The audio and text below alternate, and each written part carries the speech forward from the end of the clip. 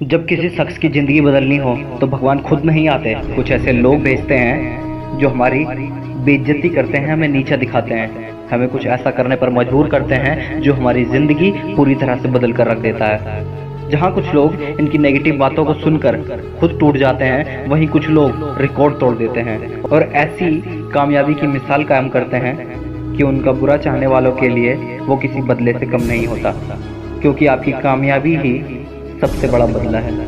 ऐसे ही कुछ लोग हैं ये जिन्होंने अपनी बेइज्जती का बदला अपनी कामयाबी से लिया और एक मिसाल कायम की।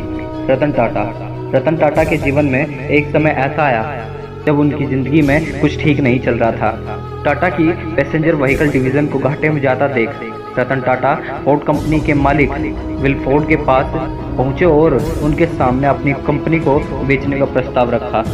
फोर्ड उनकी कंपनी खरीदने के लिए तैयार हो गए, लेकिन उन्होंने रतन टाटा को एक ऐसा ताना मारा जिसने रतन टाटा की ज़िंदगी बदल कर रख दी। विलफोर्ड ने कहा कि हम तुम्हारी कंपनी खरीदकर तुम पर एहसान ही कर रहे हैं, और जब कार बनानी आते ही नहीं, कार बनाते ही क्यों हो।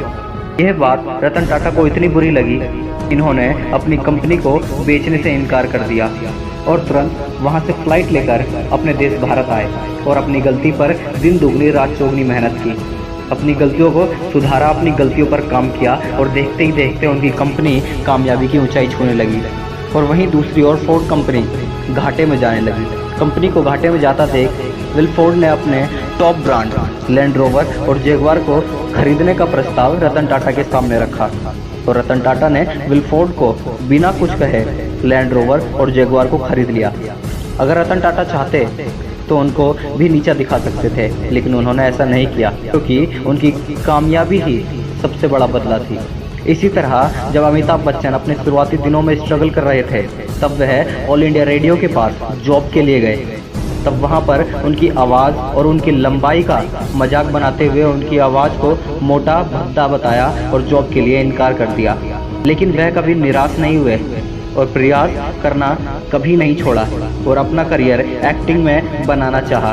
पर वहाँ पर भी इनकी शुरुआती 15 से 16 फिल्में फ्लॉप हुई। लेकिन वो कहते हैं ना, भगवान की घर देर है अंधेर नहीं। थोड़ा समय लगा, लेकिन जब इन्हें सफलता मिली तो इन्होंने कभी पीछे मुड़कर नहीं देखा। और फिर जिस ऑल इंडिया रेडियो ने इन्हें रिजेक्ट किया था, वही उन्हें अपने शो में बुलाना चाहते थे। आज अमिताभ बच्चन को बॉलीवुड फिल्म इंडस्ट्री का भगवान माना जाता है। अगर वो चाहते तो ऑल इंडिया रेडियो को नीचा दिखा सकते थे, लेकिन उनकी सफलता ने ही उनका बदला ले लिया। गांधी जी को अंग्रेजों ने ट्रेन से धक्के मारकर बाहर निकाल दिया और कहा कि तुम काले भारतीय लोगों की औकात नहीं है हमारे साथ फर्स्ट क्लास डब्बे में बैठने की। ये बात गांधी जी को इतनी बुरी लगी कि वहीं पर गांधी जी ने अंग्रेजों को कहा कि तुमने मुझे इस ट्रेन से निकाला है, मैं तुम्हें पूरे देश से निकाल कर रख दूंगा। गांधी जी द्वारा लगाई एक छोटी सी चिंगारी ने कितनी बड़ी क्रांति का रूप ले लिया, ये आज किसी को बताने की जरूरत नहीं है। गांधी जी ने अपने गुस्से, अपने बदले की भावना को थोड़ी देर के लड़ाई झगड़े से शांत ना करके अपने गुस्से और बदले की भावना को पाला और सही समय आने पर अंग्रेजों को देश से बाहर ही कर रख दिया। चेतन भगत, जिन्हें उनके मालिक ने जॉब से निकाल दिया क्योंकि उनको दिया हुआ टारगेट वो पूरा नहीं कर पाए और उन्होंने कहा कि तुम इस जॉब के काबिल नहीं हो।